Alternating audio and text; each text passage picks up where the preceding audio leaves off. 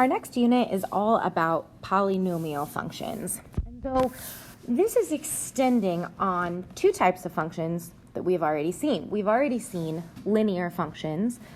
Those have a x to the first power, and quadratic functions, which have an x to the second power. These are actually two subtypes of polynomial functions. And so now we're going to look at all different types of exponents, okay? A polynomial function is written in standard form when the terms are written in descending order by power. So we look at all the exponents and we put the terms in order by highest exponent to lowest exponent. The leading coefficient is the coefficient of the first term in standard form. It'll always be attached to the term with the highest power. And then a polynomial function is a term or sum of terms, that should have enough, containing only whole number exponents, and that is really important, okay? So the exponent cannot be a variable, it cannot be a fraction, it cannot be negative. Those are different types of functions entirely. So a polynomial has only whole number exponents, and we describe polynomials based on their degree and their number of terms, okay? A couple of important reminders with vocabulary. Terms are connected by multiplying and dividing. So for example, if I multiply 3 and x, I get 3x, which is one single term. If I do x divided by 2, I get x over 2, which is one single term. But if I added those together, 3x plus x over 2, it's still two separate terms. However, factors are the items that are being multiplied. So in the term 3x, there are two factors, 3 and x, and we've seen factors written out using parentheses and things like that. Terms start and stop wherever there are pluses or minuses, okay? All right, so when we name polynomials, we're going to name them based on their degree, which again is the highest power. It's the highest power that's there. It's okay to skip powers after that. We wouldn't skip any before, but once we have the highest power, then I don't need any of the rest of the powers. I just have to figure out what the highest one is. And so this table here shows you by degree. So if there is no variable, that's an x to the 0 power. That's a constant function. We saw that when we talked about parent functions. Degree 1 is linear, degree 2 is quadratic. So those are the ones we already know. So I'm going to ask you to learn two more names. If it's degree 3, we're going to call that a cubic function, and if it's degree 4, we're going to call that a quartic, like quarter function, okay? Now, we also can name polynomials by their number of terms. Okay, you can pause and add this to your notes if you need to. So the number of terms, if it has one term, it's called a monomial. 2 terms is a binomial, 3 terms is a trinomial. Anything bigger than that, 4 or more terms, we don't have names for. We just call it a polynomial. Poly means many. And nom, if you think in Spanish, you know the word nombre. Nom means name. So 1 name, 2 names, 3 names, many names. That's how we classify polynomials in Latin. Okay, so we have these examples here below, 1, 2, 3, 4, 5, 6. We want to decide first, is it a polynomial function or not? That's based on the exponents. If it is, put it in standard form, state its degree, type, and leading coefficient. Okay, so if I look at number 1, I need to consider all of these exponents. Oh, my pen is dying. Okay, so I have a third power, a first power, and a constant. Those are all positive whole numbers, so this is, yes, it is a polynomial.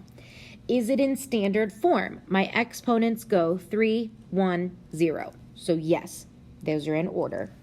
That means that this first term tells me all my important things. So the degree is 3. That's the highest exponent that I have. The leading coefficient is -2 because that's the coefficient of the degree term, and it's already in standard form. So now we want to name it by the degree and the number of terms. This one has 1, 2, 3 terms. -2x cubed is a term, 5x is a term, 8 is a term. So since it's degree 3, that makes it a cubic.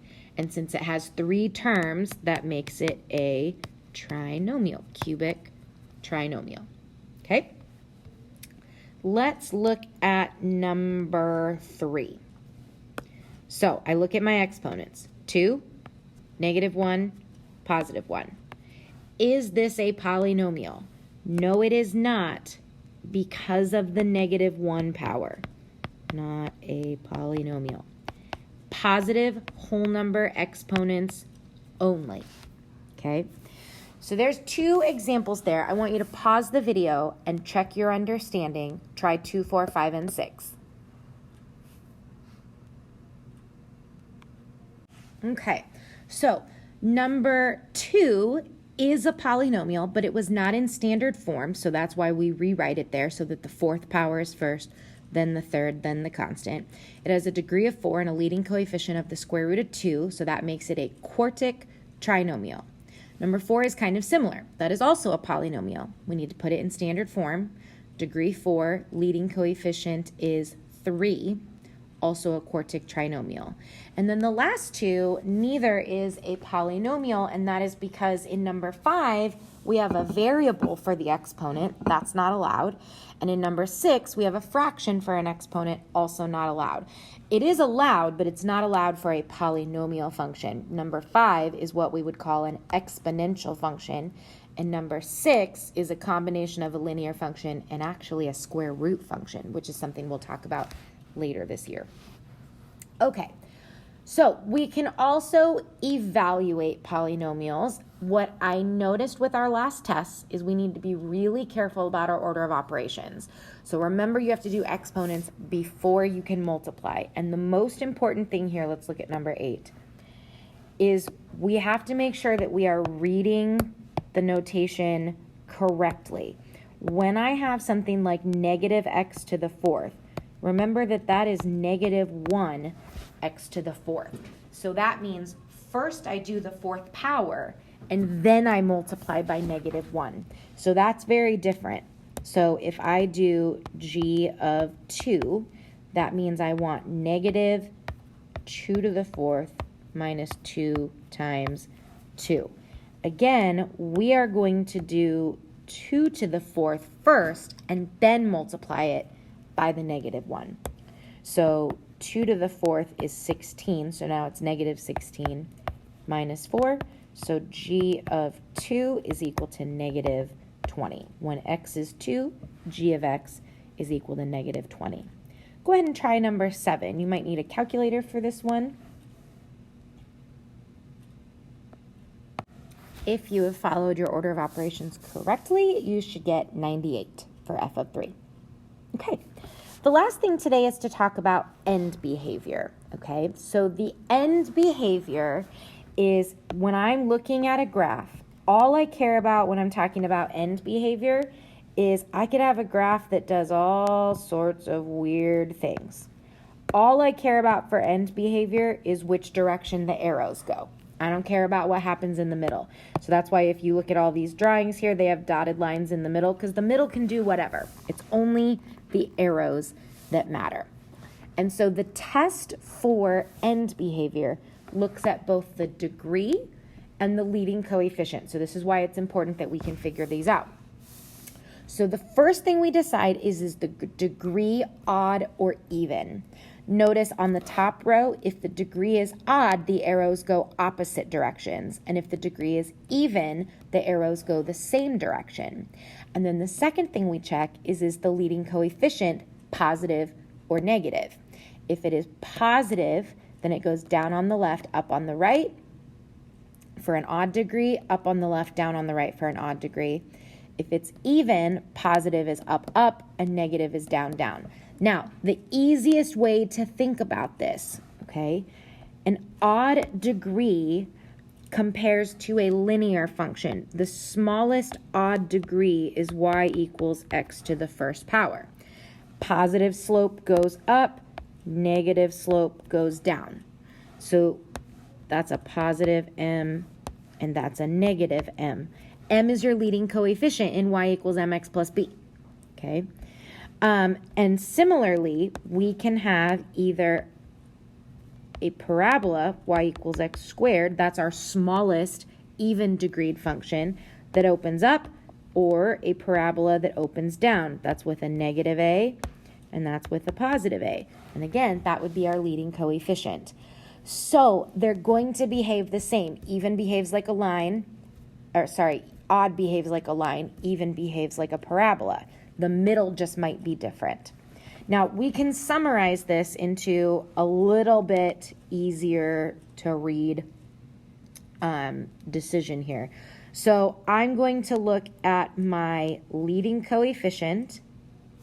Let's look at the degree first. So I'm going to look at the degree, and I'm going to decide if it is even or if it is odd. That's our first decision. And then I'm going to look at the leading coefficient, and I'm going to decide if it is positive or if it is negative. That's our second decision, okay? Even positive is like a parabola with a positive a, so that's going to open up, up. Even negative is going to be down, down. Odd positive is going to be like a line with a positive slope, so it's down on the left, up on the right. And negative is the reverse, up on the left, down on the right, okay? This little chart right here is probably the easiest way to remember this. Now, the arrows will help us organize our thoughts, but we're going to answer using this arrow approaching notation with infinities. So what we're saying is, when we look at a graph, positive infinity is on the right, negative infinity is on the left. Same thing, up is positive infinity, down is negative infinity. So what that says is as x approaches negative infinity, that means my left arrow, f of x approaches negative infinity. That says my left arrow points down. That's the way we would read that. So we're going to practice writing that here in just a second. Okay, let's look at these last two examples.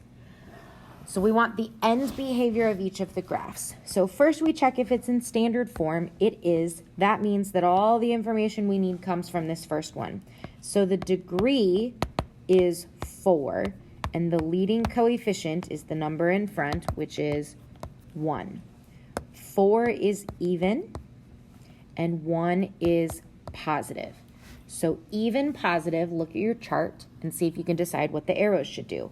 Even positive should go up, up. But here's how we answer this.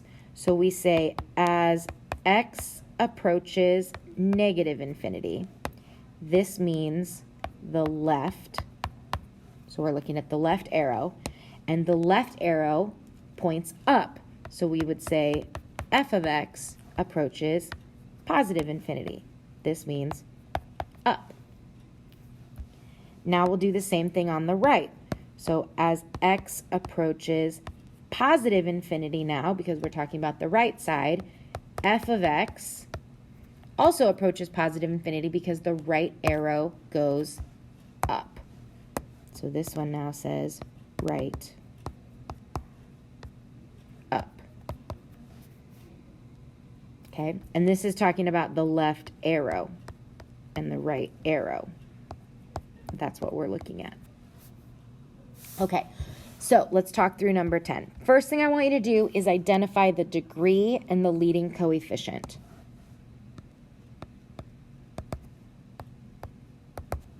So the degree here would be 3 and the leading coefficient would be -2.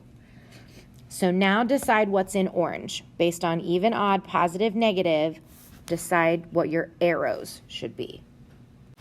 So the degree is odd. The leading coefficient is negative.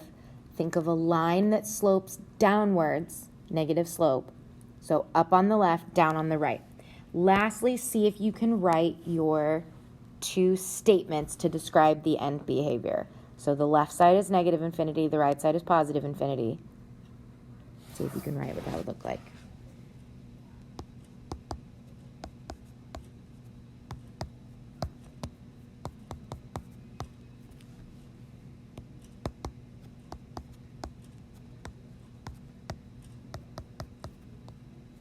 So notice this time this function is called g of x, so we don't want to call it f of x. But as x approaches negative infinity, as I move towards the left, my left arrow goes up, so g of x approaches positive infinity. As x approaches positive infinity to the right, my right arrow goes down, so that means g of x approaches negative infinity. That's how you would write your answer. Okay, so that's an introduction to the characteristics of polynomials and end behavior, and that's where we will stop for today.